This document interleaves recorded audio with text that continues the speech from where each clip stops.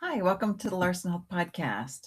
Let's talk about something most of us never think about, even though it touches almost every hour of our day.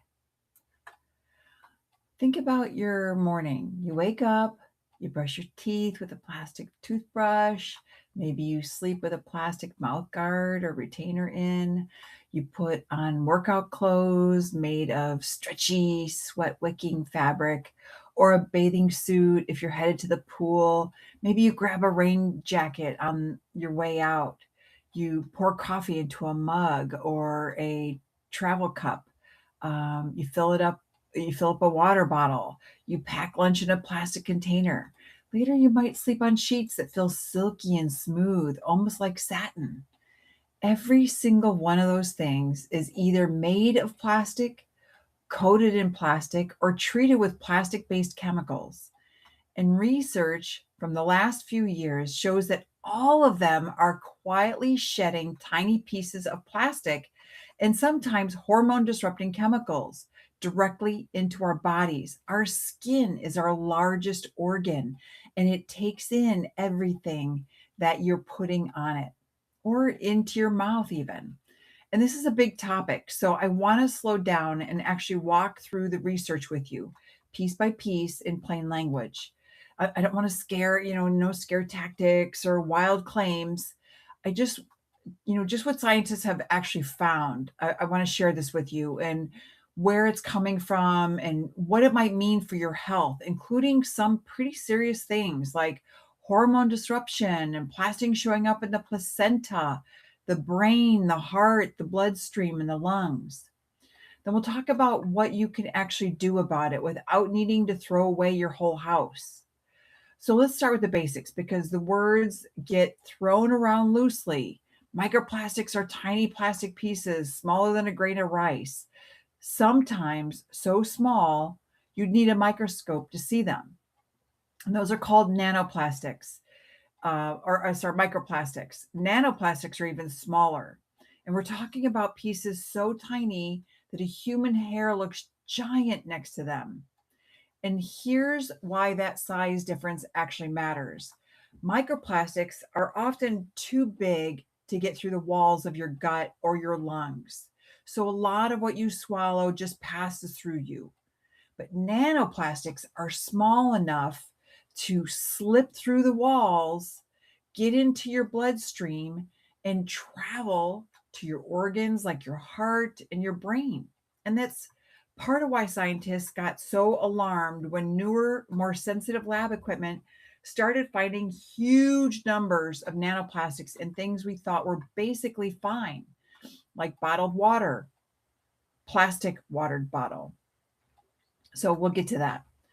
Both microplastics and nanoplastics come from the same place, bigger pieces of plastic breaking down. Heat, sunlight, rubbing, and general wear and tear all speed that breakdown up. You'll notice that patterns show up again and again as we go through the list. So let's start right at the bathroom sink with your toothbrush. Most toothbrushes are made from nylon bristles and a plastic handle.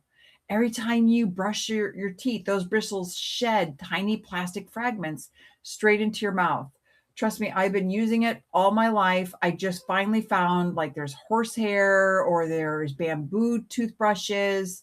It even fits my vibrating toothbrush, right? So my I'm trying to remember what it's called, but researchers have estimated that a single plastic toothbrush can shed somewhere in the range of 2 million microplastic particles over a year of normal use. I was mortified.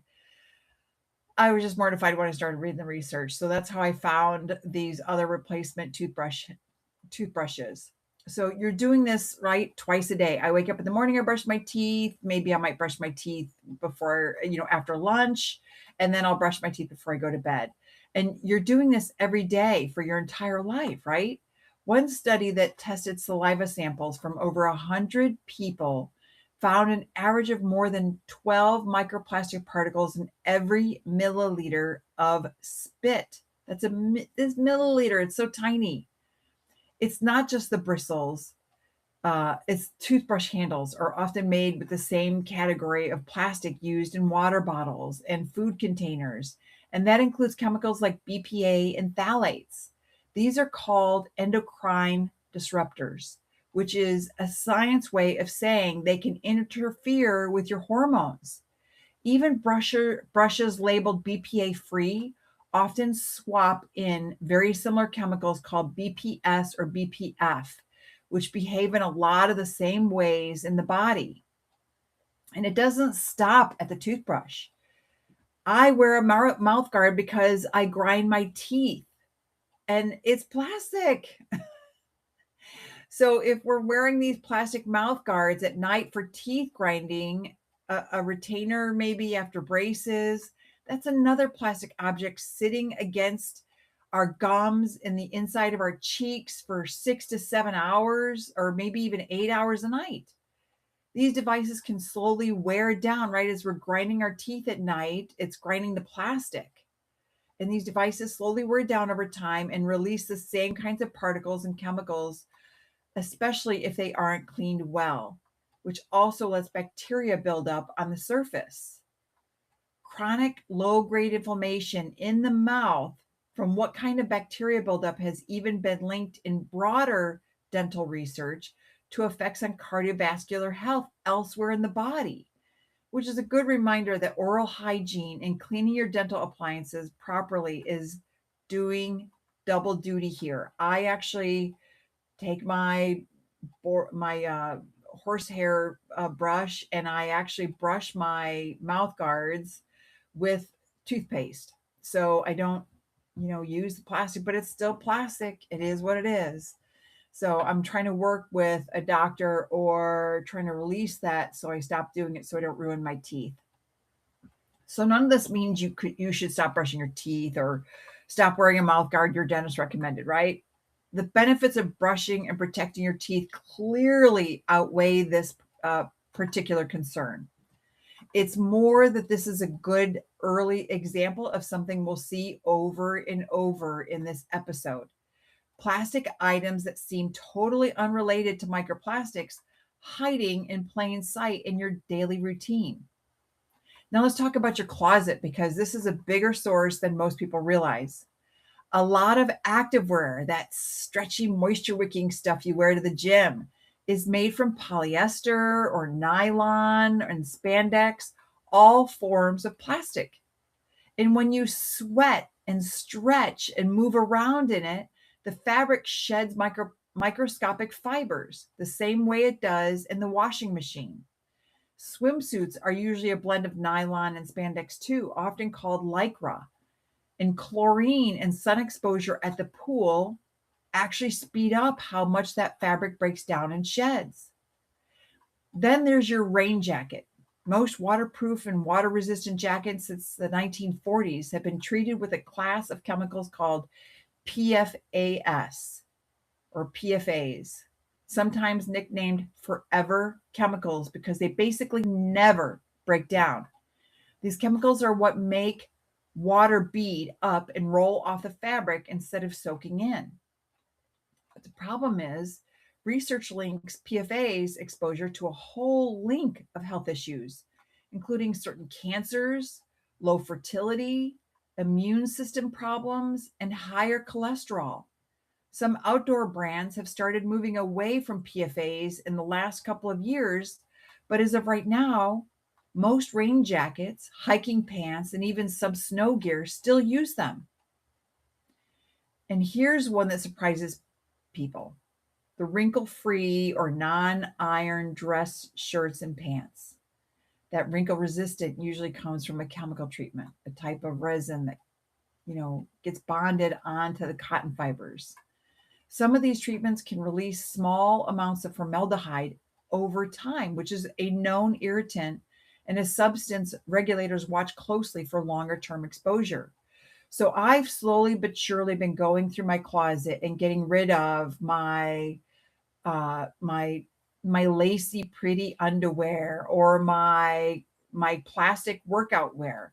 And slowly but surely I've been replacing it, just a few items. And then I've been replacing my favorite plastic pants, but I got rid of them. I'm in cotton or linen. My shirt is cotton. I have a linen shirt underneath it. It's a little chilly in the basement where I'm doing this podcast today. So when your bed, even in your bed, it might be part of the story, right? A lot of the silky, smooth sheets sold as satin are actually polyester satin, not real silk, since real silk is expensive. That means the same fiber shedding pattern from your workout clothes is happening quietly in your sheets every night. For the roughly 7 or 8 hours, you're lying on them, breathing in whatever dust and fiber settles around your face. If you're looking at your closet and your bathroom and you're thinking, okay, what do I actually replace this with? That's exactly the kind of question Larson Botanicals was built to answer. Larson Botanicals makes small batch organic plant based skincare, natural deodorants, mineral sun care, lip balms, and clean burning candles made without synthetic fillers and fragrance chemicals that show up in a lot of mainstream personal care products. So if you're trying to lower your everyday exposure to plastic-based ingredients without overwhelming your entire bathroom overnight, LarsonBotanicals.com is a good place to start looking at what a cleaner version of your routine could look like. So let's move to the kitchen. Now I want to go into the cotton and linen stuff. I don't buy expensive clothes. I hate shopping. I actually buy a lot of stuff at like Old Navy and I just make sure that it says 100% cotton or the Gap. I look for 100% cotton. I changed out all my underwear. I changed out my tank tops to cotton. It's the tank tops have a little bralette in them, so it's 95% cotton with a little bit of stretch. So I'm getting a little exposure. And there's plastic everywhere, right? I mean, it's really difficult to not have some exposure of plastic. It's everywhere. But if we can start to minimize and look at the little things that we have that we can try to minimize, it will help. And just start making changes like your plastic Tupperware. Try to buy glass Tupperware with silicone lids and glass lids. Or if you have the plastic lids, just don't have the food touching and don't microwave with the plastic top on. So, like I said, let's move to the kitchen because this is where a lot of daily exposure happens. Start with those paper coffee mugs that we think are paper, but they're lined with plastic, or maybe you're getting the plastic mug. If it's a real ceramic or glass mug, you're in a decent shape, or a metal mug. But a lot of us use insulated travel mugs with plastic lids or grab disposable cups from a coffee shop. Disposable cups, even the paper ones, have a thin plastic lining inside them to keep the liquid from soaking through. And the heat causes that lining to shed particles directly into your coffee or your tea or whatever drink is in that mug if it's hot. Even if it's an ice cold drink in plastic, the ice is shedding the plastic into the drink. Studies testing different cup materials at different temperatures found that every single one released measurable microplastic particles, and the hotter the drink, the more that came off. Water bottles are an even bigger story. If you're drinking bottled water, a major study using brand new, extremely sensitive lab equipment found that a single liter of bottled water contains, on average, around 240,000 plastic particles. 240,000 plastic particles. And about 90% of those are nanoplastics, the kind that smell enough to move into your bloodstream. That number is 10 to 100 times higher than what older studies found, simply because older equipment couldn't detect particles that small. Reusable plastic bottles have their own history here, too. Older hard plastic bottles, the kind many of us or they became a widely known concern. And companies started shifting to BPA free plastics or better stainless steel and glass. Then there's Tupperware. Oh, Tupperware and other plastic food storage containers. Every time you microwave food in plastic, even containers labeled microwave safe, you're likely accelerating particle release into your food because that label usually just means that the container won't melt or warp, not that it won't shed anything. Scraped containers, old containers, and containers that get stained from tomato sauce or turmeric are typically shedding more, since scratches and stains are physical signs of the plastic surface breaking down. Packaged food in general adds to this. A large review of packaging research found that a small number of packaging types and conditions cause a disproportionate share of total exposure. PET plastic, the clear rigid stuff used for water bottles, or a lot of the clamshell containers, accounts for roughly a third of all packaging related exposure by itself. And two conditions make any plastic packaging shed dramatically more: sunlight, which can multiply particle release by up to 100 times, in heat, whether that's a hot car, hot filling, or the microwave again. And let's widen the lens for a minute, because plastic gets into our food supply before it ever reaches packaging. Researchers now describe 7 major dietary sources of microplastics: bottled water, beer, seafood, salt, tea bags, canned food, and ready to eat meals. Seafood is a big one since it provides close to 3 billion people worldwide with a meaningful share of their protein. And fish and shellfish absorb microplastics directly from the polluted oceans and then pass those particles along when we eat them. Sea salt picks up airborne microplastics during the evaporation process used to harvest it. And as we talked about earlier, land salt isn't actually cleaner. Between seafood, salt, canned goods, and tea bags, a fair amount of daily exposure is baked into the food supply itself, well before you ever open a package at home.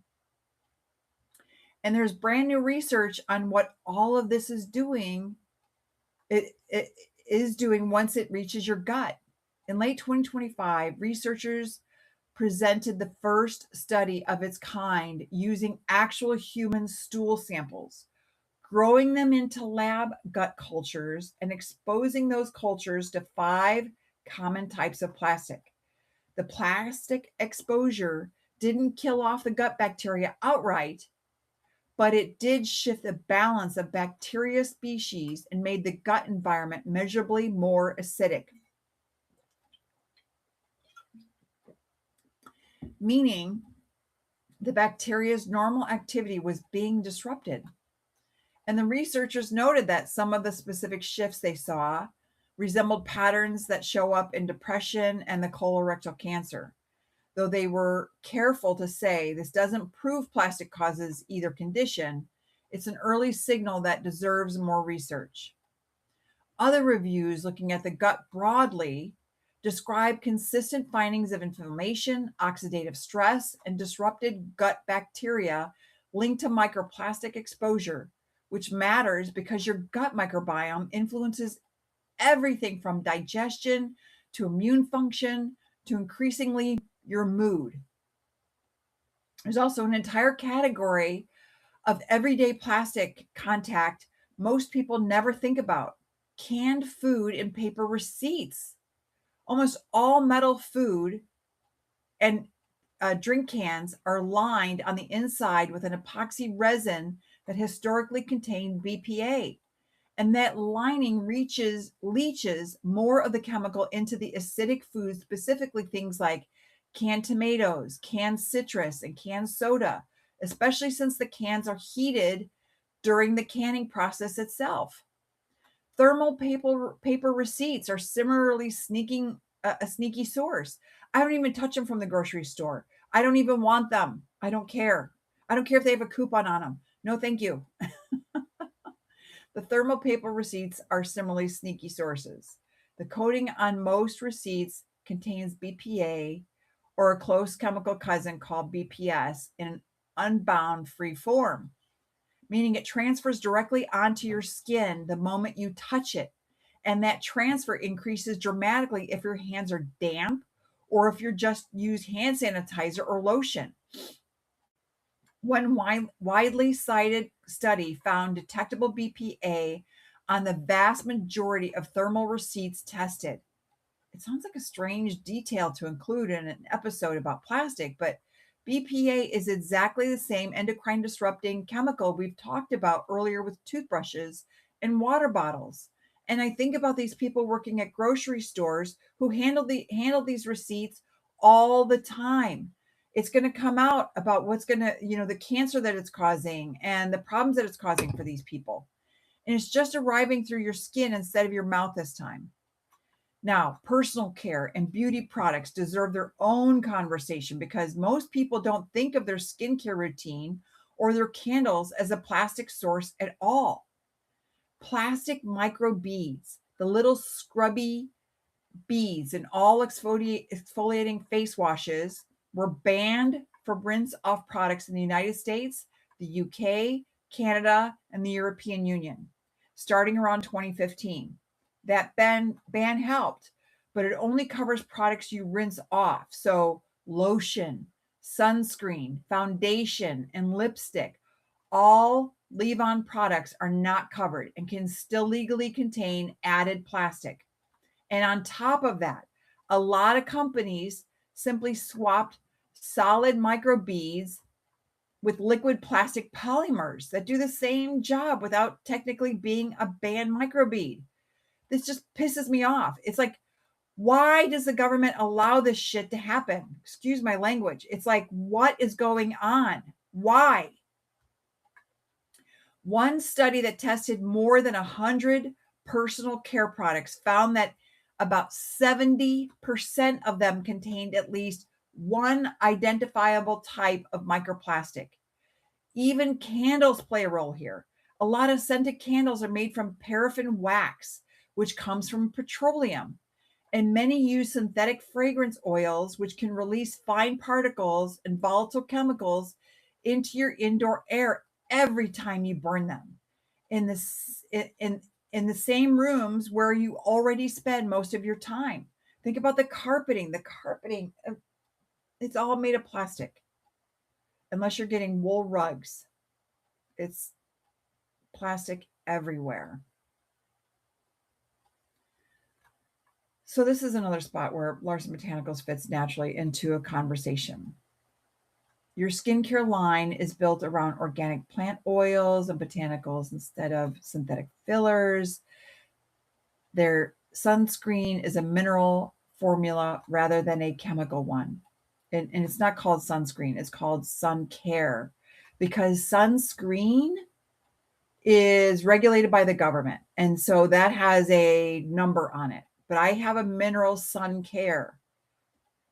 I have two types. I have one with non-nano zinc oxide and one with non-nano zinc oxide and non-nano titanium dioxide. Titanium dioxide is toxic, but non-nano doesn't absorb into the skin. So you don't want to put it on your lips or your eyes or on your nose. You want to just make sure that it stays, out of your areas where you can ingest it, but it will not absorb into the skin.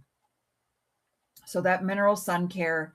And then candles are hand poured with clean, organic soy wax and organic coconut wax and pure essential oils instead of paraffin and synthetic fragrance. If part of what you're taking away from this episode is wanting to shrink your personal care and home fragrance exposure, check out larsonbotanicals.com. It's worth a look. Okay, let's get into the part of this conversation that matters most. What is all of this actually doing inside our bodies? This is where the science gets genuinely serious. So let's slow down. A lot of plastic, especially the chemicals added to make it soft or flexible or shiny, falls into a category called endocrine disruptors. Your endocrine system is the network of glands and hormones that supports almost everything: your metabolism, your mood, your fertility, your thyroid, your stress response. Chemicals like BPA and phthalates and a group called PBDEs are structured just similarly enough to your real hormones that they can bind to hormone receptors and confuse the signal, either blocking your real hormones from doing their job or triggering effects your body never asked for.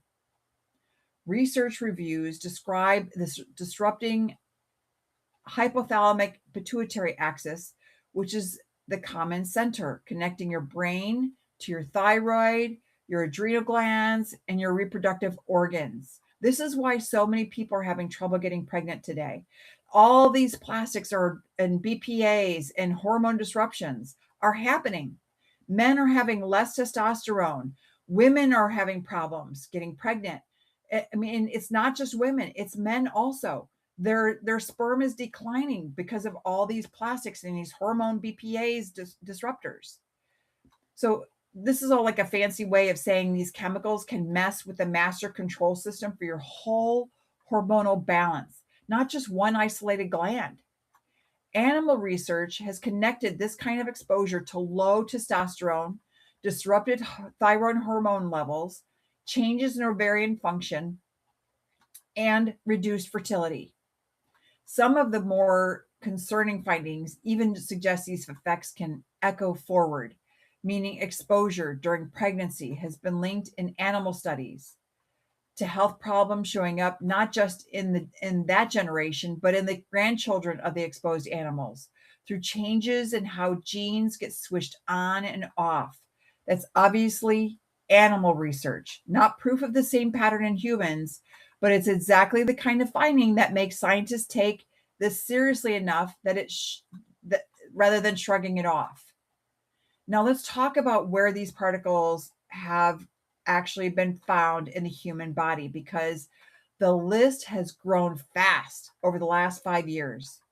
Back in 2020 and 2021, researchers in Italy published the first direct evidence of microplastics inside human placentas. These are your babies, the organ that connects a mother to her baby during pregnancy. They called the study fittingly plasticenta. Since then, follow up research has confirmed plastic particles showing up in placental tissue fairly consistently, which matters enormously because the placenta is supposed to be one of the body's most protective barriers.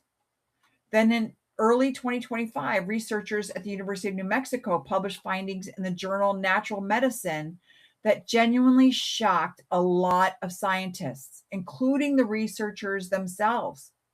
They examined brain tissue from people who had passed away, comparing samples from 2016 to samples from 2024.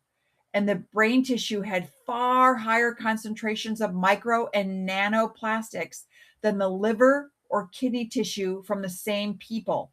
And the 2024 brain samples had about 50% more plastic than the 2016 samples. The lead researchers described the average amount found in a brain as being roughly equivalent to an entire plastic spoon's worth of material. Could you imagine? Oh my gosh, I cannot imagine. And Alzheimer is on an all-time increase, right? So with this increase of Alzheimer's, is that coming from the plastics? Is that coming from the aluminum in your deodorant? Is that coming from the aluminum you put on your food? They don't know. They just know that there's a lot of plaque building up in the brain. And where is that plaque being built up from? And they're studying this. They also looked at the brains from people who had been diagnosed with dementia before they died. And those brains had dramatically higher plastic levels, more than 5 times higher on average than the general 2024 samples. To be very clear, this does not prove that plastic causes dementia. It shows an association, and the researchers were careful to say that. But it raises a serious question that scientists are now actively chasing. Your heart is affected too. A study published in the New England Journal of Medicine in 2024 looked at patients having plaque surgically removed from their arteries. The patients whose plaque contained detectable microplastics and nanoplastics were 4.5 times more likely to have a heart attack, a stroke, or to die within the following 3 years compared to patients whose plaque didn't contain detectable plastic. Follow-up lab research at Stanford has started showing that these particles can actually get inside the cell's lining, our blood vessels, and switch on changes in gene activity, which gives scientists an early clue about how plastic exposure might contribute to heart disease over time. Plastic has also been detected directly in human blood. A 2022 study found identifiable plastic particles in the bloodstream of the large majority of people tested, meaning these particles aren't just passing through your gut, they're particularly through your entire body. And from the bloodstream, they can potentially reach almost any organ or tissue that blood flows to. Your lungs are exposed constantly, mostly through air you breathe indoors. The carpet, I was just vacuuming yesterday, and then I'm dumping out all the stuff from the vacuum cleaner, and the dust is in the air, and I'm trying to cover my mouth. And I mean, it's just plastics are everywhere. We're breathing this indoors. We're walking on the carpet. We're wearing plastic clothes, and that is just, letting off plastics. Remember all these synthetic fibers shedding from your workout clothes, your rain jacket, your satin sheets, your carpet. A lot of that ends up as household dust, and household dust gets inhaled day after day, year after year. Researchers have directly found microplastic fibers embedded in human lung tissue, in some cases deep inside the lung, not just on the surface. This is scary. And some of this research has even looked at children's tonsils removed during routine surgery, finding microplastics embedded there too. And a surprisingly high number of the samples tested, because most of us in modern life spend the overwhelming majority of our time indoors. This airborne inhaled pathway may matter just as much as anything we eat or drink, simply because of how many hours a day we're breathing it in. Beyond these headline organs, scientists have also found microplastics in human testes, in bone marrow, in breast milk, and a newborn's very first stool, which tells us that some level of exposure is likely starting before a baby even takes its first breath outside the womb. We wonder why our children are getting cancer, right? The chemicals that the government doesn't regulate, the plastics in our clothes, the plastics in our carpets, the exposure that we have everywhere we turn. It's just mind-boggling. And how do we control this? We've got to go to our government and tell them to stop this, right? We've got to stop the chemicals, the BPAs, these phthalates, the perfumes, the chemicals, the everything that's causing these problems. So here's the honest, important question: should you be panicking right now? I want to give you a straight answer, because a lot of headlines don't. The truthful answer is that scientists have gotten very good, very fast at finding these particles everywhere in our bodies. What they have not yet nailed down is exactly how much harm a typical everyday level of exposure causes over an entire lifetime. Government science bodies, including the U.S. Government Accountability Office report from the summer of 2026, have stated plainly that microplastic exposure is associated with health problems, but that scientists have not yet determined the extent to which the plastic itself is actually causing those problems, as exposed to simply as opposed to simply showing up alongside them. Toxicologists who study this professionally have made a similar point publicly. Nobody in this day and age is going to manage a live completely without is going to live completely without plastic. And the goal isn't to panic, it's to understand where the body and where the biggest and easiest reductions actually are. That gap between we know it's everywhere and we know exactly what it does isn't a reason to look away from this. It's a reason to make smart, doable changes and to keep paying attention as the research keeps coming in, because this field is moving quickly.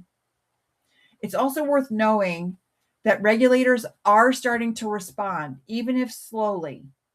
The microbead ban I mentioned earlier was one of the first concrete steps, and the European Union has since gone further, restricting a wider range of intentionally added microplastics under its chemical safety regulations, with those rules phasing in over the next several years. And a growing number of US states have also passed what's called Extended Producer Responsibility Law, which shifts some of the cost of plastic packaging waste back onto the companies that make it, rather than leaving the whole burden on consumers and local waste systems. None of this solves the problem overnight. Plastic is so deeply built into manufacturing, packaging, clothing production that meaningfully reducing it at the source is going to take years, probably decades. And that's exactly why the personal swaps we're about to go through still matter, because they're the lever you actually have control over today while the bigger, slower changes work their way through the system. One more thing worth naming, honestly, dose matters. Toxicologists have a saying: the dose makes the poison, meaning almost anything can be harmful in a high enough amount, and almost nothing is harmful in a tiny, enough amount. Regulatory bodies, like the FDA, the World Health Organization, have both said that based on current evidence, typical exposure through food hasn't been definitively linked to specific harm. That's a genuinely different, more cautious message than plastic is dangerous. And it deserves to be said plainly, even in an episode that's mostly about reducing your exposure. The uncertainty here cuts both ways, and I'd rather give you the honest, complicated picture than a scary, simple one. So, and this is exactly where Larson Nutrition fits into the conversation, because reducing your plastic exposure is only half the picture. The other half is supporting your body's own metabolism, your hormone balance, and inflammation levels, so it's better equipped to handle whatever low level exposure is genuinely unavoidable in modern life. Larson Nutrition offers one on one metabolic health coaching and clinical nutrition therapy built around real lab work and weekly accountability for people dealing with insulin resistance, thyroid issues, hormone imbalance, and inflammation, the same systems that research suggests plastic chemicals can interfere with. So if you're already thinking about ways to protect your metabolic and hormonal health, check out larsonnutrition.com. It's worth a conversation. Now let's close this out with the practical part, because I don't want you to leave this episode feeling helpless. Here's a real doable list, and you don't need to do it all at once.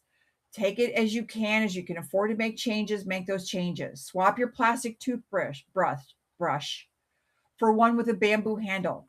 And if you can find one, natural bristles. I've got one, I think it's called Better.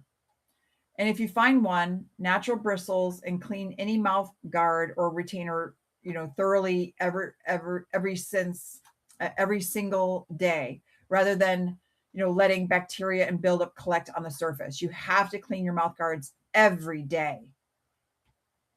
For workout clothes and swimsuits, you can't fully avoid synthetic fibers if you want stretch and performance, but washing them less often in cold water and using a mesh laundry bag designed to catch shedded fibers cuts down on a whole on how much ends up in the water system and eventually back into the environment. So what I do is I clean all of the cottons, all the natural fabrics first, and then the last thing that goes in is anything that we have that is plastic. My husband's biking gear, anything like that. Maybe rugs. Most of our rugs are cotton or wool though. Look for rain jackets and outdoor gear specifically labeled PFAS free. A growing number of outdoor brands have made this switch in just the last couple of years, and it's becoming easier to find every season. Choose sheets and clothing in cotton, linen, or real wool over polyester and synthetic satin where you can. I mean, I just go to the, like I said, I go to Old Navy or I go to the resale shops. I look at Amazon Marketplace. I find wool sweaters. I find cardigans. I find 100%, cotton dresses. Check the tags rather than judging fabric by feel alone, since a lot of naturally feeling fabric is actually a blend. Bring a reusable cup. Right? I carry these with me. We're in the Chicagoland area. We're not out at home in Michigan. I'm using this my water bottle. It's a metal water bottle. I do have a plastic lid on it. It came with a plastic lid. It's everywhere. And drink from a stainless steel or glass water bottle instead of bottled water whenever that's realistic for your day. Move food out of plastic containers before microwaving, even ones labeled microwave safe, and place scratched or stained plastic storage containers with glass or stainless steel instead. Replace it. Keep plastic water bottles and packaged food out of direct sunlight and out of hot cars, since heat and sunlight are the two biggest triggers for plastic shedding into food and drink. Read personal care labels for words like polyethylene, polypropylene, polyurethane, or acrylates. Understanding that leave on products like lotion and sunscreen aren't covered by the existing bans the way rinse off products are, and consider swapping towards simpler plant based formulas where you can. Choose fresh, frozen, or glass jarred food over canned food where it's practical. I buy frozen food and it's in a plastic container, but I will remove it and I'll put it in my glass containers right away. I steam it in metal, or I don't ever microwave those vegetables. Please don't microwave those vegetables in the plastic bag in the don't do it. Choose fresh, frozen, or glass jarred food over canned food where it's practical, since canned goods are one of the more concentrated everyday sources of BPA exposure, especially anything acidic like canned tomatoes or citrus. Decline paper receipts when you don't need them, or ask for an emailed copy instead. And if you do end up holding one, avoid touching food right afterward. And wash your hands before eating, especially if you just use hand sanitizer or lotion. And if you burn candles regularly, look for soy or coconut wax with essential oils instead of paraffin wax with synthetic fragrances, since that swap reduces what you're breathing indoors in the room you probably spend the most time in. None of this makes plastic disappear from your life. And that was never a realistic goal. Plastic is everywhere because it's cheap, it's durable, and it's useful, and it's not going anywhere soon. But now, you know where the biggest sources actually are, from your toothbrush to your rain jacket to your water bottle, your plastic water bottle. And you know what the research is starting to show about hormone disruption and about plastic turning up in the placenta. It's so sad. The brain, the heart, the blood, and the lungs. That's enough to make a few smart swaps. Support your body while the research keeps developing, and move forward toward fear running the show, without fear running the show. And thanks for listening with this one with me. Thanks for sitting through it. It's a lot, but it's worth understanding and we'll see you next time.